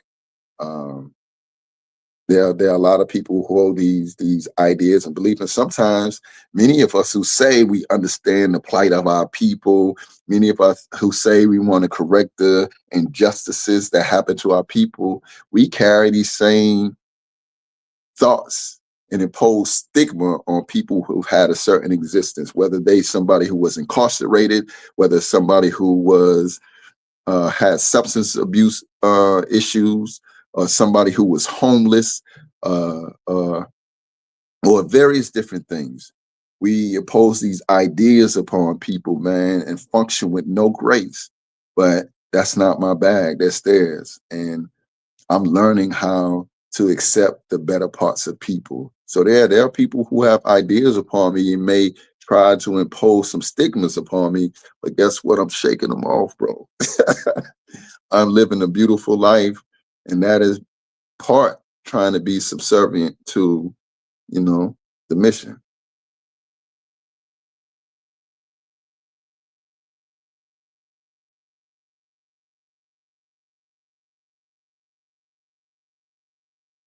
Man, what's that? Where you get that from, bro? Let's talk about Ronnie, the spoken word artist, right here, man.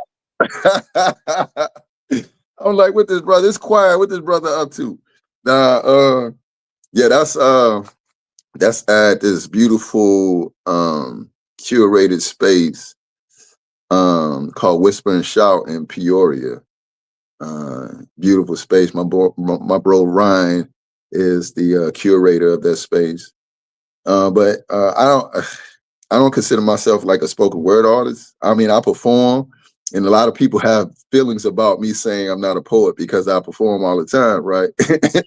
But I just look at it like I've always looked at it like, do you remember some kung fu movies that used to come on Saturday mornings? We were a little kid and we would watch them kung fu movies. And then what did we do right after we watched the movies? We would go outside and try to emulate what we seen on the movies. That's what it's like with poetry for me, right? Yeah. So I'm emulating by people. I'm emulating the behaviors of people who inspired me. And the poets inspired me, the creatives inspired me. So when I go on the stage, I feel like I'm the little brother emulating his big brother on the basketball court, you know. But I just appreciate the art form that allows me to express myself in terms of, you know, my own experiences, my outlooks of the world and how I've been impacted. Yeah, so I appreciate the art form, and I appreciate the poets, man, who have allowed me in the space to come in and function like I'm a poet. And thank you for the ones that pour into me and put a foot in my boot every time I say I'm not a poet. But I don't feel like I am, but I get why people will have issues with me saying that I'm not. And talk about this moment right here, because I know this had to feel good. Yeah. That was a beautiful moment. That was a series of beautiful moments I've been experiencing. That's the brother Colin Kaepernick, and he has a camp called Know Your Rights Camp, and it's a day camp in which they inspire our youth. They inspire our youth to empower them to have a voice and say. And it's a camp that is made up of so many things that have artistic expression. I think it was called revolutionary art, a financial fiscal education component, and knowing your rights, how as it relates to interaction with law enforcement. And there was a host of other things in which they were learning in this day camp. And so they have them in different cities. I think like twice a year. They hosted one in St. Louis this spring. And what they do is they don't try to come in and do things on their own. They function like true community people. And they identify community partners in the community, organizations and initiatives and programs that is doing the work already on the ground. And they tap into them and say, hey, this is what we want to offer. Could you help us make this into fruition? So we do the outreach, we tap in, and we did. And we got 500 kids in that building at Harris Stowe, in which they were inspired. We had some local superheroes here. We had Kababi, the artist. We had Charlie with We Power, and a number of other people. We had Tony Taylor from Corey on the Ball. We had Mike and Cal Brown. And we had a host of people, man, to help, you know, put the program together here in St. Louis. Yeah, it was a beautiful time. And it was beautiful to meet him because even when I was incarcerated, like him and Mahmoud Abdul Rauf, is it Rauf? Abdul Rauf Mahmoud. I think it's Mahmoud. I forgot anyway. But this is a brother, he was the Colin Kaepernick before Colin Kaepernick, that he refused to stand for the national anthem when he played for the Denver Nuggets. And And their courage inspired me while I was incarcerated to be principled in my stances in life.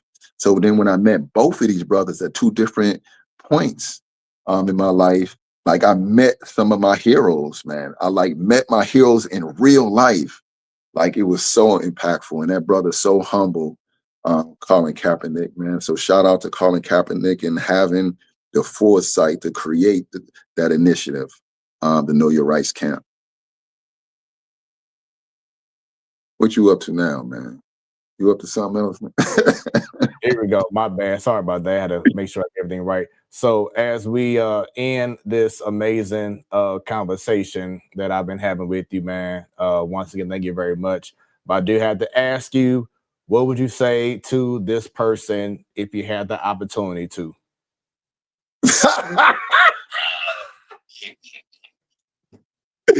Hey, yo, you are out of bounds, bro. Nah, that brother there with that long brown collar, I couldn't even open my mouth because I was so self-conscious because all my top front teeth were gone.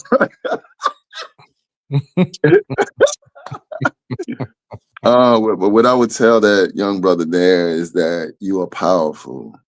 You are powerful beyond your understanding. You will be impactful. You will be loved. You are loved.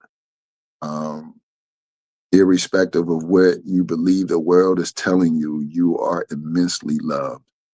I would tell him that the same superheroes that you see in the movies and the cartoon, you are amongst superheroes. I would tell him to honor your parents. I would tell him to pour into your community. I would tell him to believe in God, to trust in God. And I would tell him that be mindful of the steps that he make in life. And be mindful of the impact that he has on the lives of others. Those are amongst the things that I would tell that young brother there. Love it, man. Love it. Love it. Love it. Yeah, man. You know, That's that's what I do, man. On Smoooth Conversations, those smooth moments. That's what I love to bring out certain moments, man, because I know there's gonna, have an impact. It's gonna mean something to you, and for others to see as well, man. So as we wrap things up, let you just take the floor for a second. Did you have any special shout outs? Yeah. I definitely want to shout out my parents. And oftentimes I make mention about points in my life that had impacted me in a negative way, but I want to shout out my parents who are my superheroes. And I hope that some things that I share aren't perceived as, and degrading, because I often think about that. But I love my parents. Again, they're my superheroes. My pops, he's one of my best friends now. Definitely a source of counsel and inspiration to me. And my mom, I love her as well, and I appreciate them. So shouts out to my parents. And I wouldn't ask for any other parent in the world. I want to give a shout out to my family who has been supporting me, who is always supporting me, my siblings, my sister Sakina, my brother Joshua, my brother Javon, my nieces and my nephews, and all my other family members. And I want to shout out to my community folk. I want to shout out to Expo St. Louis and Missouri Cure. It helped me start out in my organizing pathway. My brother Zaki Barudi, Evan Shaheed. I want to shout out, of course, Criminal Justice Ministries, who supported my transition coming home and gave me a job to help others. And I definitely want to send a shout out to Freedom Community Center. What we're doing, the work we're doing, there are very few people in the world doing this. And we are definitely making an impact. And if you could look up Freedom Community Center, see the work that we're doing, and come and join us. Join us in this work, man, to create this movement that will impact a better tomorrow for us. that will shape a better tomorrow for us. Inshallah.